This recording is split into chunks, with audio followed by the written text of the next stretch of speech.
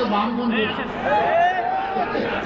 আমরা অধ্যক্ষ হাবিবুর রহমান সোহেল ভাইয়ের হাতে ইনসাফের প্রত্যেক দাঁড়িপাল্লা তুলে দিলাম।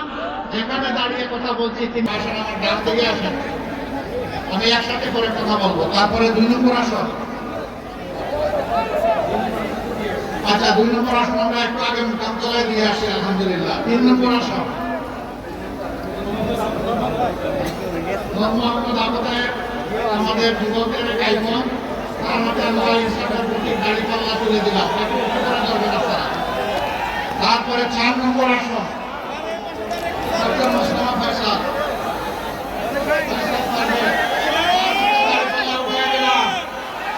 মাশাআল্লাহ। এরপরে 5 নম্বর ওখানে মুকামতলা না যাওয়ার পথে, আচ্ছা যাওয়ার পথে ইনশাআল্লাহ। ও উনি আসছেন তো, উনি সাবেক চিনেন তারে? কে সে? জুড়ে বলেন জমির ভাই, জুড়ে বলেন ইনশাআল্লাহ আল্লাহ জয় হবে ইনশাআল্লাহ। তারপরে 6 নম্বর আসন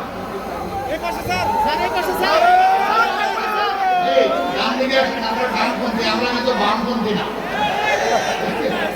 আমরা অধ্যক্ষ হাবিবুর রহমান সোহেল ভাইয়ের হাতে ইনসাফের প্রত্যেক দাঁড়িপাল্লা তুলে দিলাম।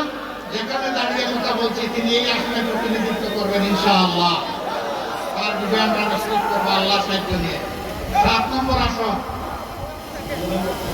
যে সম্ভবত এখানে সিরিয়ালিস্টি বয়সের দিক থেকে 3 নম্বর থাকে।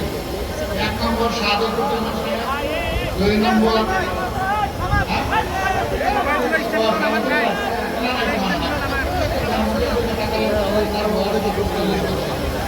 আবুদ্দিন সাহেবের বয়স কি কেউ বেশি মনে করেন আপনারা?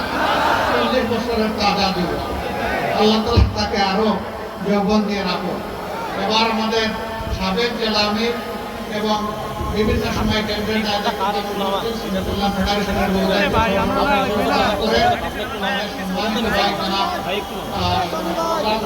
তার হাতে আমরা তুলে দিলাম ইনসাফের প্রতীক। সবার কাছে একই কথা, ইনসাফের প্রতীককে আপনারা বিজয় করবেন ইনশাআল্লাহ।